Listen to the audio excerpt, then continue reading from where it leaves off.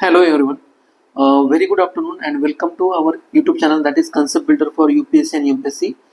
आपला जो इनिशिएटिव्ह आहे डेली रेडीमेड नोट्स याच्यामध्ये आज आपण 3 एप्रिल 2025 याच्यामध्ये द इंडियन एक्सप्रेस आणि द हिंदू मधील जे काही इम्पॉर्टंट आर्टिकल असतील आयदर फ्रॉम प्रिलिम्स आणि मेन्स पर्स्पेक्टिव्ह फॉर UPSC आणि as per the new pattern of MPSC तर ते आपण डिस्कस करणार आहोत. बेसिकली याच्यामध्ये पहिल्या आर्टिकलचा कंटेक्स्ट काय आहे की म्हणजे न्यूज अशी आलेली आहे युनायटेड किंगडम आणि मॉरिशस मध्ये जो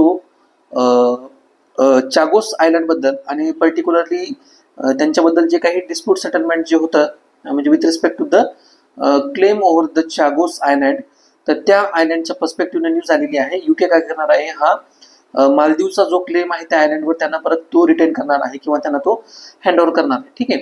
तर या पर्स्पेक्टिव्हने आपल्यासाठी इम्पॉर्टंट न्यूज काय आहे किंवा एक्झामच्या पर्स्पेक्टिव्हने आपल्यासाठी इम्पॉर्टंट काय आहे एक तर चागोस आर्किपेलाजो जो आहे किंवा त्याला आपण चागोस आयलंड पण असं म्हणतो त्याला द्वीप समूह असं म्हणतात मराठीमध्ये आर्किपेलाजोला ARCHIPELIGO आर्किपेलागो. ठीक आहे. तर द्वीप समूह असं मराठीमध्ये त्याला म्हणतात. तर त्याचं लोकेशन बघणं आपल्या एक्झामच्या पर्स्पेक्टिव्हने इम्पॉर्टंट आहे. इथं जस्ट 1 मिनिट तुम्हाला इंडियन ओशन मध्ये त्याचं लोकेशन आहे आणि इंडियाच्या रिलेटिव्ह पोझिशन आपण त्याचं लोकेशन आपण फाइंड आउट करूयात. मॉरिशस हा इथे पार्ट आहे. रिसेंटली इंडियाचे जे honourable prime minister Narendra Modi यांची सुद्धा रिसेंटली मॉरिशसमध्ये व्हिजिट झाली होती. तर त्या पर्स्पेक्टिव्हने सुद्धा आपण काय बघितलं होतं हा चागोस आर्किपेलाजो किंवा चागोस आयलंडचा जो इश्यू आहे तो बघितला होता. याच्यामध्ये डिस्प्यूट जर बघितलं म्हणजे आता हे लोकेशन वगैरे बघितलं हा चागोस आर्किपेलाजो आहे आणि रिसेंटली याचं जे कंट्रोल होतं तर हे कोणाकडे आहे युनायटेड किंगडमकडे. बेसिकली याचा जर इश्यू बघितला त्याच्यामध्ये काय होतं मॉरिशसवर ब्रिटनची पॉवर होती ज्याला आपण काय म्हणतो कोलोनायझेशन म्हणतो. ब्रिटनकडनं त्यांना 1969 ला इंडिपेंडन्स मिळाली. तर ह्या इंडिपेंडन्सच्या आधी ब्रिटनने काय केलं होतं 1965 ला हा जो पार्ट आहे ना चागोस आर्किपेलाजोचा तर तो काय केला होता मॉरिशस पासून हा सेपरेट केला होता किंवा वेगळा केला होता. म्हणजे मॉरिशसचं जे काही टेरिटोरियल कंट्रोल जे होतं तर त्याच्यापासून ते वेगळं केलं होतं आणि स्वतःकडे हा पार्ट त्यांनी काय केला होता युनायटेड किंगडमकडे ठेवला होता. काही दिवसानंतर त्यांनी काय केलं माहितीये का US ला ॲज अ फ्रेंडली बिहेवियर म्हणून त्यांना त्यांचा नेव्हल बेस एस्टॅब्लिश करण्यासाठी त्यांनी ते त्यांना प्रोव्हाइड केला किंवा त्यांना ते लीजवर त्यांनी प्रोव्हाइड वगैरे केला होता. ठीक आहे. म्हणजे सध्या जर करंट स्टेटस जर बघितलं तर इंटरनॅशनल जे कोर्ट ऑफ जस्टिस आहे तर याच्यामध्ये मॉरिशसनं काय केलं होतं युनायटेड किंगडमच्या अगेन्स्ट पिटिशन फाईल केलं होतं की जो त्यांचा टेरिटोरियल क्लेम आहे तर त्यांना तो वापस मिळावा. युनायटेड किंगडमच्या अगेन्स्ट इंटरनॅशनल कोर्ट ऑफ जस्टिसमध्ये त्या ठिकाणी म्हणजे मॉरिशसच्या बाजूनं तो निकाल लागला होता तरी पण युनायटेड किंगडम ते रिटर्न केलं नाही. पण काही दिवसामध्ये ज्या काही पॉलिटिकल डेव्हलपमेंट वगैरे असतील किंवा बायोलॉजिकल एंगेजमेंट वगैरे असतील तर त्याच्यानुसार मॉरिशसला हा जो क्लेम आहे त्यांचा तो वापस मिळणार आहे. तर एक्झामच्या पर्स्पेक्टिव्ह आपल्यासाठी लोकेशन खूप इम्पॉर्टंट आहे. ठीक आहे. म्हणजे इंडियन ओशन मध्ये असल्यामुळे आणखी त्याला सिग्निफिकन्स प्राप्त होतो. तर हा जो चागोस आयलँड आहे तर हा डिएगो ग्रासिया जो आहे ना तर त्याचा एक लार्जर पार्ट आहे म्हणजे त्याचा जो पार्ट आहे ना तर त्या आयलँड चेनचा जो पार्ट आहे. ठीक आहे. तर आपल्या एक्झामच्या पर्स्पेक्टिव्ह आपल्यासाठी महत्वाचं काय आहे तर इंडियन ओशन मध्ये त्याचं लोकेशन महत्वाचं आहे. आणि जसं आता तुम्हाला मी सांगितलं दिस चागोस आयलँड किंवा Chagos archipelago is the largest island in the group of Diego Garcia म्हणून. ठीक आहे. तर हे डिएगो गार्सिया नावाचा जो काही लार्जर आयलँडचा जो पार्ट आहे तर त्याचाच एक पार्ट काय असणार आहे चागोस आयलँड त्याचा पार्ट आहे. त्यानंतर नेक्स्ट आपलं इम्पॉर्टंट आर्टिकल एक्झामच्या पर्स्पेक्टिव्ह म्हणजे ह्या आर्टिकलवर म्हणजे हे जे आर्टिकल इथं मी मेन्शन केलं त्या आर्टिकलवर प्रश्न विचारण्याची शक्यता काय की रिसेंटली जे न्यूजमध्ये हे लोकेशन्स आहे एक तर चागोस आर्किपेलाजो किंवा डिएगो गार्सिया म्हणून तर ते विचारण्याची शक्यता आहे की ते आयदर इंडियन ओशन मध्ये आहे किंवा पॅसिफिक ओशन मध्ये आहे किंवा मेडिटेरियन सी मध्ये आहे अशा प्रकारचे क्वेश्चन विचारण्याची शक्यता आहे. त्यानंतर नेक्स्ट आपलं इम्पॉर्टंट आर्टिकल आहे. बेसिकली या आर्टिकलचा कंटेक्स्ट काय म्हणजे मेन जर कंटेक्स्ट याचा बघितला तर 2018 नंतर फर्स्ट काय होणार आहे जी बिमस्टेक आहे ना म्हणजे bay of Bengal initiative for multi sectoral technical and economic कॉपरेशनची जी मीटिंग आहे ही मीटिंग काय होणार आहे 2018 नंतर पहिल्यांदा फिजिकल समिट त्या ठिकाणी होणार आहे. म्हणजे 2018 शेवटची जी काही फिजिकल समिट झाली होती 2018 झाली होती. त्याच्यानंतर 2022 जी समिट झाली होती ती व्हर्च्युअल समिट होती in wake of the pandemic. ठीक आहे. म्हणजे पॅन्डेमिकमुळे त्यांना काय करण्यात आलं होतं फिजिकल समिट घेता आली होती. याच्या पर्स्पेक्टिव्हनं आर्टिकलमध्ये जे काही प्रिलिमच्या पर्स्पेक्टिव्हनं इम्पॉर्टंट पॉईंट्स आहेत आपण ते बघूया. आणि दुसरा कंटेक्स्ट महत्वाचा काय आहे इंडियाचे जे प्राईम मिनिस्टर आहेत ते काय करणार आहेत ही मीटिंग अटेंड करणार आहेत. म्हणजे बिमस्टेकची जी मीटिंग होणार आहे ना बँकॉकला, त्या ठिकाणी ती अटेंड करणार आहेत. ही मीटिंग होणार आहे 4 एप्रिलला. ठीक आहे.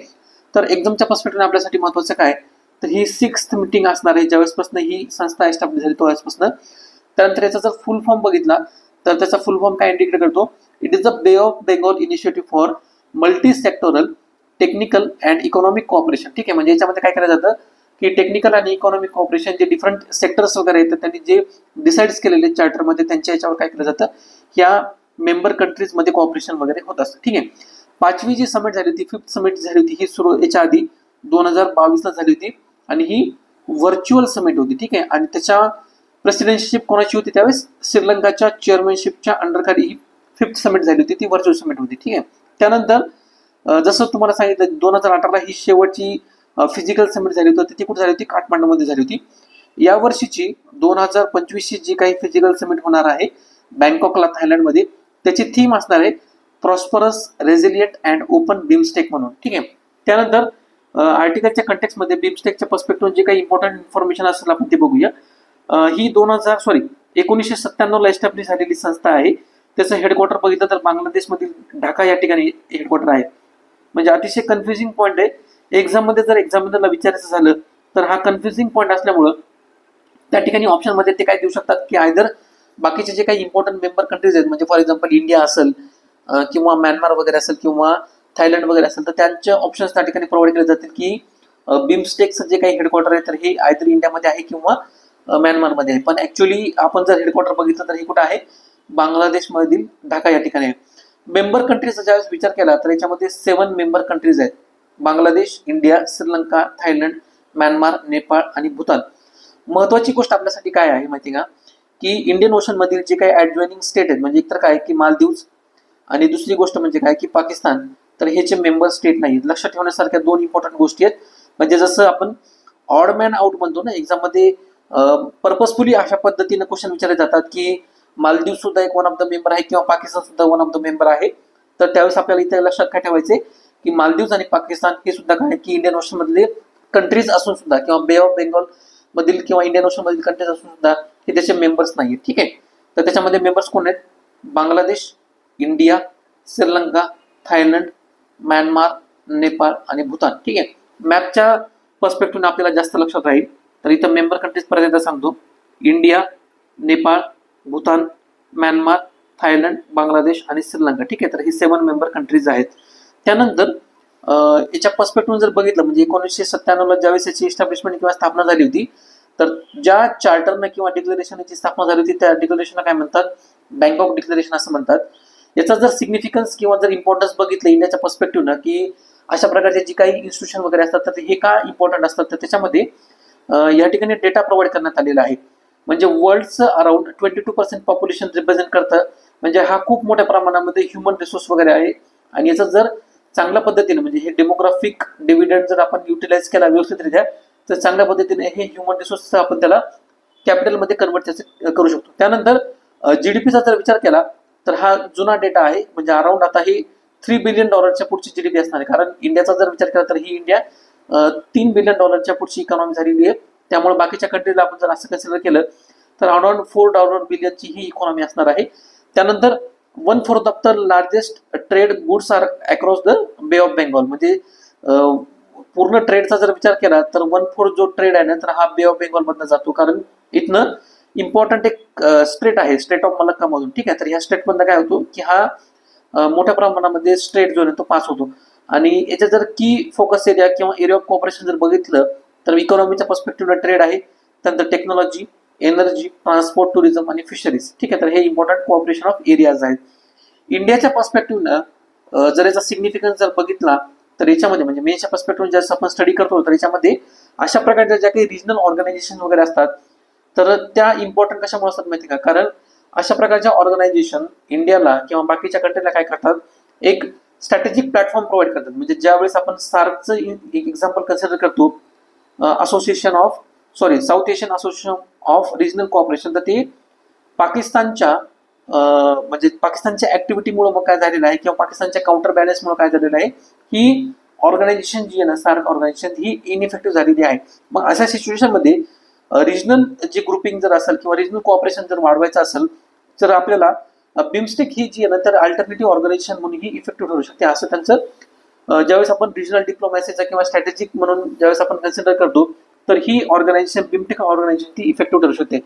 त्यानंतर जिओपॉलिटिकल सिग्निफिकन्स जरी आपण कन्सिडर वगैरे केला, म्हणजे फॉर एक्झाम्पल रिसेंटली जे काही टेन्शन्स वगैरे म्हणजे इंडिया आणि बांगलादेशच्या रिलेटेड जे काही डिस्प्यूट वगैरे असतील, त्यानंतर म्यानमार आणि बांगलादेशच्या रिलेटेड जो काही रोहिंग्या क्रायसिस वगैरे असेल, किंवा आता जे म्यानमार आणि थायलंडमध्ये अर्थक्वेक हिट झाल्यामुळे जे काही ह्युमॅनिटेरियन त्या ठिकाणी क्रायसिस वगैरे असेल, तर अशा प्रकारच्या ज्यावेळेस प्लॅटफॉर्म वगैरे असतात आणि त्या ठिकाणी मेकॅनिझम वगैरे असतं ना, तर इफेक्टिव्ह मदत जी असेल ना किंवा अशा प्रकारचे जे काही प्रॉब्लेम्स वगैरे असतात आपण काय करू शकतो रिजनल लेवलला ते डेफिनेटली सॉल्व्ह करू शकतो. त्याच्यामुळे त्याला काय म्हणलेलं आहे, जिओपॉलिटिकल सिग्निफिकन्स सुद्धा या पर्स्पेक्टिव्हने बघणं महत्त्वाचं आहे. म्हणजे जे काही रिजनल इम्बॅलन्स किंवा टेन्शन्स क्रिएट होतं अशा प्रकारच्या सिच्युएशनमुळे,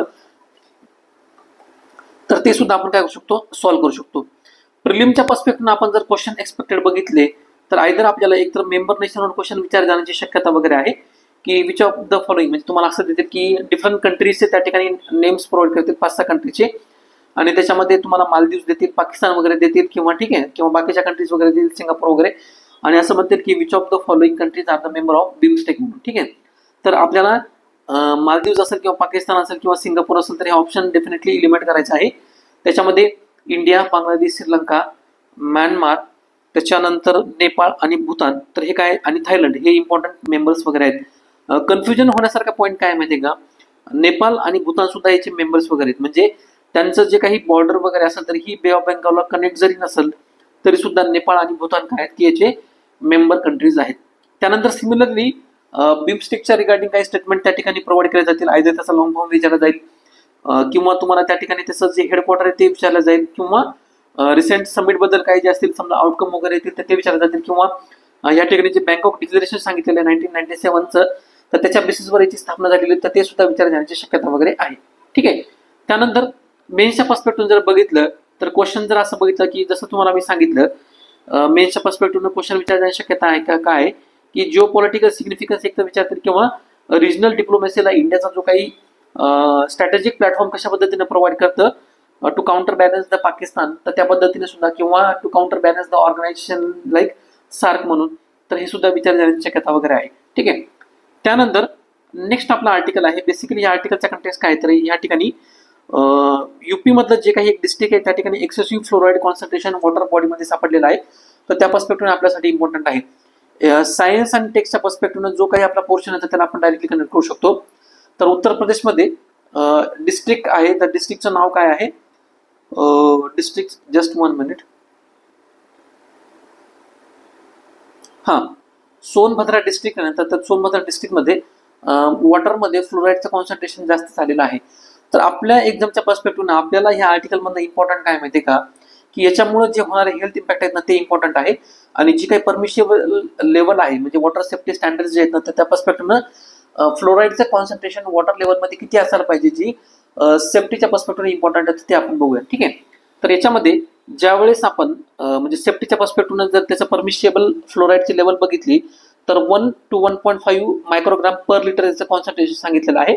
पण सोनभद्रा डिस्ट्रिक्टमध्ये नंतर हे 2 मिलीग्राम पर लिटर पेक्षा जास्त याच्यामध्ये प्रमाण सापडलेलं आहे. ठीक आहे, तर हे परमिसिबल लिमिटच्या पेक्षा सुद्धा जास्त आहे, त्याच्यामुळे त्याचे हेल्थ इम्पॅक्ट या ठिकाणी मेन्शन करण्यात आलेले आहेत. बेसिकली फ्लोराईडच्या कॉन्सन्ट्रेशनमुळे किंवा एक्सेसिव्ह कन्झम्पशनमुळे काय होतं मध्ये का ह्युमन बॉडीमध्ये स्केलेटल फ्लोरायसिस नावाचा डिसीज होतो. ठीक आहे, तर ह्या स्केलेटल फ्लोरायसिसमुळे काय होतं माहिती आहे का, जो आपले बोन्स वगैरे असतात ना तर याच्यामध्ये क्रॅक्स क्रिएट होतात. ठीक आहे, आणि बेसिकली जर सिम्पटम्स बघितलं तर जॉईंट पेन होतं, स्टिफनेस होतं, किंवा बोनचं डिफॉर्मेशन होतं. ठीक आहे, म्हणजे ते वीक बनतात. त्यानंतर चिल्ड्रन्समध्ये जर त्याचा पर्टिक्युलरली जर त्याचा इम्पॅक्ट बघितला तर ते दात पिवळे होऊन हा त्याचा इम्पॅक्ट आहे. त्यानंतर मसल विकनेस म्हणा, फटिक म्हणा, किंवा मोबिलिटीच्या रिलेटेड इश्यू अशा पद्धतीने क्रिएट होऊ शकतात. आर्टिकलमध्ये एक इम्पॉर्टंट म्हणजे फॅक्ट मेन्शन करण्यात आलेली आहे. हा जो सोनभद्रा डिस्ट्रिक्ट आहे ना तर ह्या ठिकाणी काय करण्यात आलेलं आहे, म्हणजे हे फ्लोराईडचं जे काही कॉन्सन्ट्रेशन आहे ते कशामुळे होतं, कारण या ठिकाणी खूप मोठ्या प्रमाणामध्ये ग्रेनाइट रॉकच्या खाणी त्या ठिकाणी सापडतात. तर हे ग्रेनाइट रॉक मधनंच काय होतं की फ्लोराईडचं जे काही आहे ना तर लिचिंग होतं, आणि हे पाण्यामध्ये लिचिंग झाल्यामुळे काय होतं की त्याचं कॉन्सन्ट्रेशन ऑटोमॅटिकली ह्युमन बॉडीमध्ये कन्झम्पशन केल्यामुळे काय होतं की ह्युमन बॉडीमध्ये त्याचं कॉन्सन्ट्रेशन वाढतं. एक्झामच्या पर्स्पेक्टिव्ह आपल्यासाठी महत्त्वाचं काय आहे की अशा प्रकारचे जे काही ग्रेनाइट रिच रिजन्स वगैरे असतात ना, तर हे पर्टिक्युलरली फ्लोराईड कॉन्टॅमिनेशन म्हणा किंवा ग्राउंड वॉटरच्या रिलेटेड जे काही कॉन्टॅमिनेटेड डिसीज वगैरे असतील तर त्याला ते कारणीभूत वगैरे असतात. तर ते एक्झाममध्ये त्याचं रिझन वगैरे विचारू शकतात की कशामुळे अशा प्रकारचं जे काही कॉन्टॅमिनेशन आहे तर ते होतं.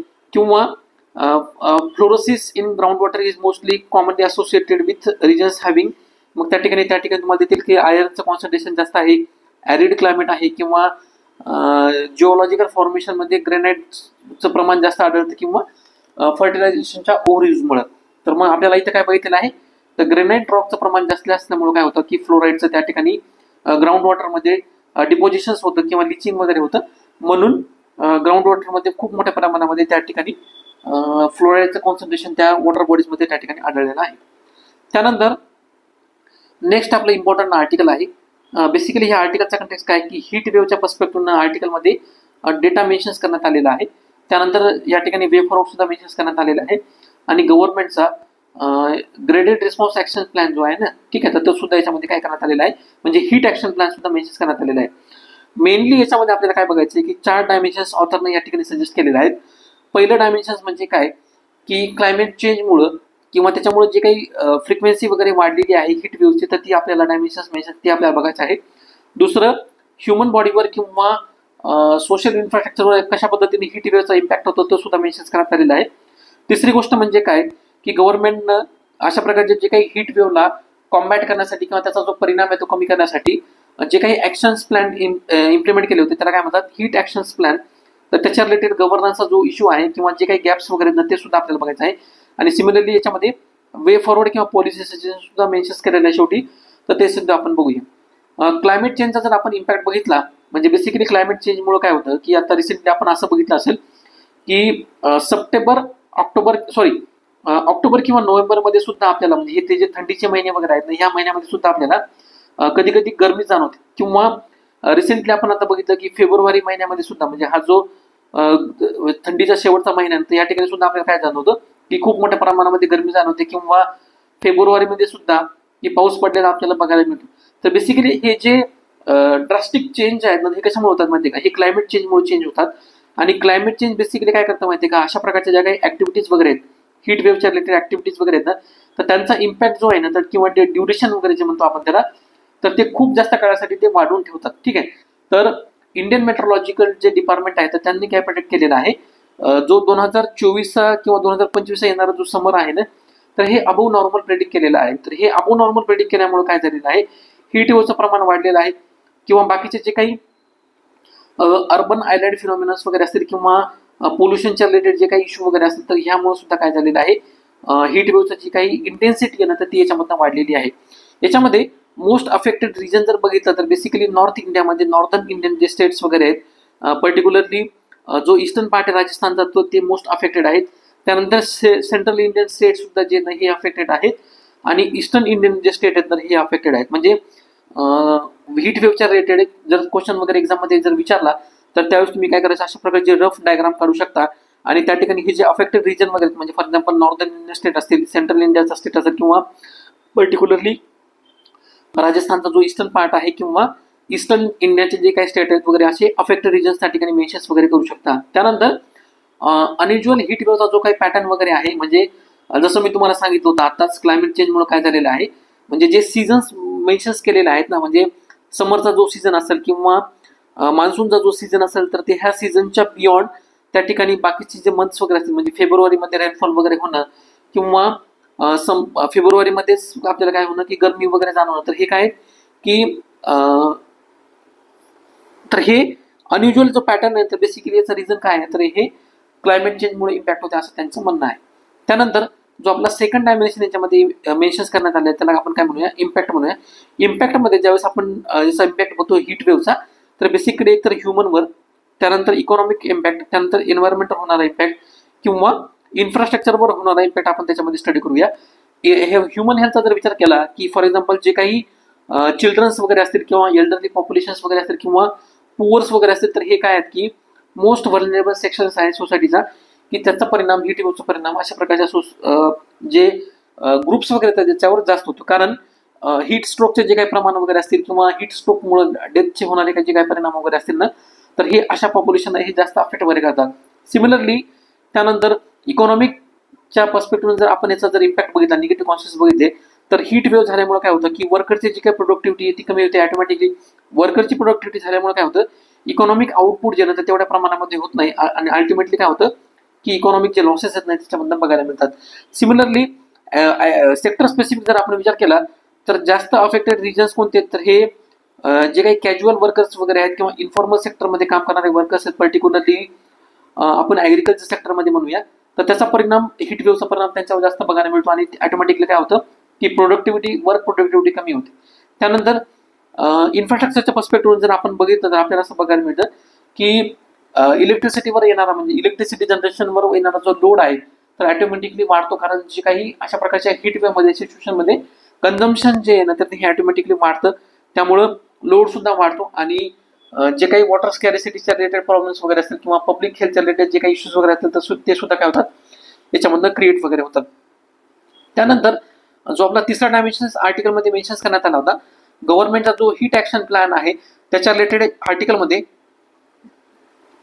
डिफरंट गॅप्स मेन्शन करण्यात आले होते. म्हणजे ते गॅप्स म्हणजे काय की गव्हर्नमेंटनं heat action plan heat wave combat करण्यासाठी क्रिएट करण्यात आला होता, पण इंडियामध्ये जेवढे स्टेट आहेत ना तर सगळ्या स्टेटनं म्हणा किंवा डिफरंट जे डिस्ट्रिक्ट्स वगैरे आहेत ना तर प्रत्येक डिस्ट्रिक्टनं अशा प्रकारचे लोकल लेवलला जे हीट ऍक्शन प्लॅन क्रिएट करण्याची गरज होती ते क्रिएट करण्यात आली नाही.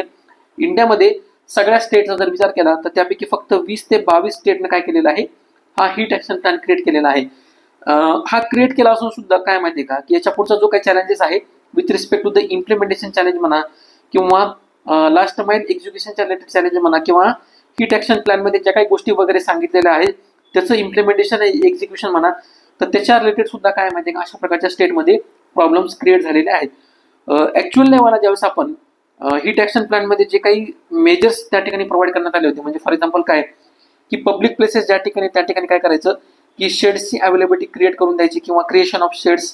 त्यानंतर वॉटर अवेलेबल किंवा कुलिंग सेंटर्स वगैरे असतील तर त्याचे सुद्धा अवेलेबल करून द्यायचे.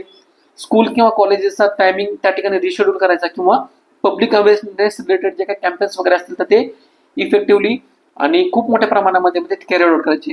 तर हे जे हीट ऍक्शन प्लॅन मध्ये सांगितलेल्या ज्या गोष्टी वगैरे आहेत किंवा जे इम्पॉर्टंट सजेशन्स आहेत ना तर हे डिफरंट स्टेटनं ते इफेक्टिव्हली इम्प्लिमेंट न केल्यामुळं त्याचा जो सिव्हिरिटीचा जो परिणाम आहे तो वाढतोय. त्याच्या रिलेटेड आर्टिकलमध्ये एक स्टडी सुद्धा पब्लिश करण्यात आलेली आहे. इफ्री नावाची जी इन्स्टिट्यूट आहे ती आणि क्लायमेट डायनॅमिक्स नावाचं जे काही स्टडी सेंटर आहे त्यांनी काय केलेलं आहे याच्या रिलेटेड स्टडी पब्लिश करण्यात आलेला आहे. इफ्रीचा तर लॉंग फॉर्म बघितला, international food policy research institute आणि क्लायमेट डायनॅमिक्स यांनी काय केलेलं आहे एक स्टडी पब्लिश केलेली आहे. याच्यामध्ये त्यांनी काय सांगितलेलं आहे की हीट वेव्हचा जी काही फ्रिक्वेन्सी आणि ड्युरेशन बेसिकली आहे ना तर हे वाढलेलं आहे आणि हे वाढण्याचं रिझन वाढले जरी असेल म्हणजे एका साईडला हीट वेव्हचं फ्रिक्वेन्सी आणि ड्युरेशन एका साईडला वाढलेलं आहे, पण त्याच दुसऱ्या बाजूला कॉन्ट्रास्ट सिच्युएशन जर बघितली तर अशा प्रकारचे जे काही गव्हर्नमेंटने क्रिएट केलेले हीट ऍक्शन प्लॅन जे आहेत ना तर त्याचं पुअर इम्प्लिमेंटेशन होत आहे. आणि हे पुअर इम्प्लिमेंटेशन झाल्यामुळे काय की याचा जो परिणाम आहे फ्रिक्वेन्सी म्हणजे वाढल्यामुळे होणारा जो परिणाम आहे एल्डरली पीपलवर म्हणा किंवा पुअर पीपलवर म्हणा किंवा चिल्ड्रन्सवर म्हणा तर ऑटोमॅटिकली ते वाढतोय. याच्यासाठी जो आपला फोर्थ डायमेन्शन आहे याच्यामध्ये काही जे पॉलिसी सजेशन्स प्रोव्हाइड करण्यात आलेले किंवा वे फॉरवर्ड सजेस्ट करण्यात आले त्याच्यामध्ये काय सांगितलेलं आहे की याचा जो परिणाम आहे ना तर याच्यामध्ये सगळ्यात जास्त जर लवकर जर रिस्पॉन्स कोण जर प्रोव्हाइड करणार असेल तर ते असतील लोकल बॉडी किंवा ॲट द ग्रासरूट लेवल. मग अशा प्रकारचे जे काही ग्रासरूट लेवल इन्स्टिट्यूशन वगैरे असतील किंवा पंचायत वगैरे असतील तर त्यांना स्ट्रेंथन करण्याची गरज आहे. आणि दुसरी गोष्ट म्हणजे काय की इंडियन मेट्रोलॉजिकल जे डिपार्टमेंट वगैरे आहे तर त्यांच्या रिलेटेड जे काही फोरकास्टिंग वगैरे असेल किंवा अर्ली वॉर्निंग सिस्टीम्स वगैरे असेल तर त्यांचं कोऑर्डिनेशन ह्या लोकल बॉडीजवर होणं गरजेचं आहे. मग त्या पर्स्पेक्टिव्ह ते काय करतील की अर्ली रिस्पॉन्स जे आहे ना तर ते प्रोव्हाइड वगैरे करतील. दुसरी गोष्ट म्हणजे काय की जे काही हीट ऍक्शन प्लॅनच्या रिलेटेड फंड वगैरे असेल किंवा इम्प्लिमेंटेशन वगैरे असेल ना तर त्याला एक इन्स्टिट्यूशनलाइज मेकॅनिझम क्रिएट करण्याची गरज वगैरे आहे. तिसरी गोष्ट म्हणजे काय की जे काही अर्बन प्लॅनिंगच्या रिलेटेड गोष्टी वगैरे असतील म्हणा किंवा डिझास्टर रिस्क रिडक्शनच्या जे काही फ्रेमवर्क वगैरे असतील ना तर अशा प्रकारच्या फ्रेमवर्कमध्ये सुद्धा हीट ऍक्शन प्लॅनला इंटिग्रेट करण्याची गरज आहे. म्हणजे ज्यावेळेस अर्बन बॉडीज वगैरे असतात ते त्यांचे डेव्हलपमेंटचे प्लॅन क्रिएट करत असतात सिटीच्या रिलेटेड तर अशा डेव्हलपमेंटच्या प्लॅनच्या पर्स्पेक्टिव्ह सुद्धा हीट ऍक्शन प्लॅन त्यामध्ये इंटिग्रेट करणं किंवा त्यांचं कन्सिडरेशन करणं गरजेचं आहे असं त्यांनी सांगितलेलं आहे. त्यानंतर क्लायमेट रेझिलियंट इन्फ्रास्ट्रक्चर वगैरे जे असतील, समजा for example particularly water bodies म्हणा किंवा हे रिलेटेड सिस्टीम्स वगैरे असतील, तर त्यांना सुद्धा प्रमोट करण्याची गरज आहे. आणि शेवटी एक गोष्ट याच्यामध्ये मेन्शन करण्यात आलेली आहे, लोकल बॉडीजला एम्पॉवर करण्याची गरज आहे आणि कम्युनिटी लेवलला जे काही अवेअरनेस वगैरे तर हे लोकल बॉडी मार्फत ते करण्याची गरज आहे. ठीक आहे. तर ह्या ठिकाणी आर्टिकलमध्ये तुम्हाला वे फॉरवर्ड सजेस्ट करण्यात आलेला आहे की कोणकोणत्या लेवलला आपण कोणकोणत्या ऍक्शन्स वगैरे घेऊ शकतो आणि सिमिलरली एक्झाम्पल्स आणि केस स्टडी सुद्धा या ठिकाणी प्रोव्हाइड केलेले आहेत. म्हणजे तुम्ही डायरेक्टली त्या ठिकाणी मेन्शन्स वगैरे करू शकता. जर तुम्हाला अशा पद्धतीने क्वेश्चन विचारला गेला असेल, critically evaluate the role of heat action plan in India's climate resilience strategy किंवा heat wave are emerge form as a critical public health and governance challenge in India, discuss the reason behind their increasing frequency and suggest the measures for their mitigation and adaptation. तर त्यावेळेस आपल्याला काय सांगायचं आहे की data एक तर provide करायचा आहे, त्यानंतर कशा पद्धतीनं हा एक चॅलेंज क्रिएट करतो पब्लिक हेल्थला आणि गव्हर्नन्स रिलेटेड चॅलेंज, आणि रिझन्समध्ये जर बघितलं जसं मी तुम्हाला सांगितलं की heat action plan effectively implement न करणं किंवा क्लायमेट चेंजच्या रिलेटेड रिझन्स वगैरे असतील तर ते सुद्धा सांगू शकतो. आणि इथे जी ट्रेंड सांगितलेला आहे म्हणजे फॉर एक्झाम्पल जी स्टडी मी तुम्हाला सांगितली ती इफ्रीनं जी कंडक्ट केली होती ते सुद्धा तुम्ही डेटा या ठिकाणी मेन्शन करू शकता. आणि हे वे फॉरवर्ड किंवा पॉलिसी सजेशन्स जे शेवटी सजेस्ट करण्यात आले तर ते सुद्धा तुम्ही काय सुद्धा डिटेलमध्ये अशा प्रकारच्या क्वेश्चनमध्ये मेन्शन करू शकता. ठीक आहे. या ठिकाणी आपला आर्टिकल संपलेला आहे. बाकीचे जे काही आर्टिकल्स होते आयदर द हिंदूमध्ये म्हणा किंवा द इंडियन एक्सप्रेसमध्ये म्हणा, तर ते सेम आपण जे प्रिव्हियसली डिस्कस केलेले आर्टिकल होते विथ रिस्पेक्ट टू द ज्युडिशरीच्या रिलेटेड जी केस झाली होती जस्टिस वर्माच्या रिलेटेड, दिल्ली हायकोर्टचे जे काही जज होते त्यांच्या रिलेटेड, तर सेम केस ती डिस्कस करण्यात आली होती. किंवा बाकीचे जे काही इम्पॉर्टंट आर्टिकल्स असतील म्हणजे गव्हर्नमेंटचं टेलिकॉम सेक्टरला जे काही सपोर्ट वगैरे असेल, म्हणजे त्यांचं म्हणणं काय आयदर टेलिकॉम सेक्टरमधले जे काही फ्लॉज वगैरे आहेत ना तर ते तुम्ही त्याच्यावर जास्त फोकस करण्याची गरज आहे, ना की इंडिव्हिज्युअल प्लेयर्स जे आहेत ना टेलिकॉम सेक्टरमध्ये त्यांना. ठीक आहे. त्याने जेणेकरून काय होईल टेलिकॉम सेक्टरमध्ये ऑटोमॅटिकली ते रिफॉर्म्स वगैरे क्रिएट होतील. म्हणजे असे जे सेकंडरी जे आर्टिकल होते डायरेक्टली आपल्या सिलेबसच्या कनेक्टेड नाही तर हे आर्टिकल होते. ठीक आहे. तुम्हाला जर आपलं हे आर्टिकलचं रिलेव्हन्स कंटेक्स्ट आणि एक्सप्लेनेशन जर आवडलं असेल तर आपल्या चॅनलला नक्की सबस्क्राईब करा, जास्तीत जास्त तुमच्या मित्रांबरोबर शेअर करा आणि चॅनलला व्हिडिओला लाईक करायला विसरू नका. ह्या आर्टिकलच्या रिलेटेड जी PDF आहे मी तुम्हाला टेलिग्राम चॅनलवर प्रोव्हाइड करेल. टेलिग्राम चॅनलची लिंक तुम्हाला व्हिडिओच्या डिस्क्रिप्शन बॉक्समध्ये अवेलेबल होईल. आणि आपली ही जी PDF ही दोन्ही पण लँग्वेजमध्ये मराठी आणि इंग्लिश या दोन्ही पण याच्यामध्ये स्टुडंटला अवेलेबल होईल. जास्तीत जास्त जे स्टुडंट MPSCच्या नवीन पॅटर्ननुसार स्टडी करतील तर त्यांनी जास्तीत जास्त याचा फायदा घ्यावा. Thank you so much.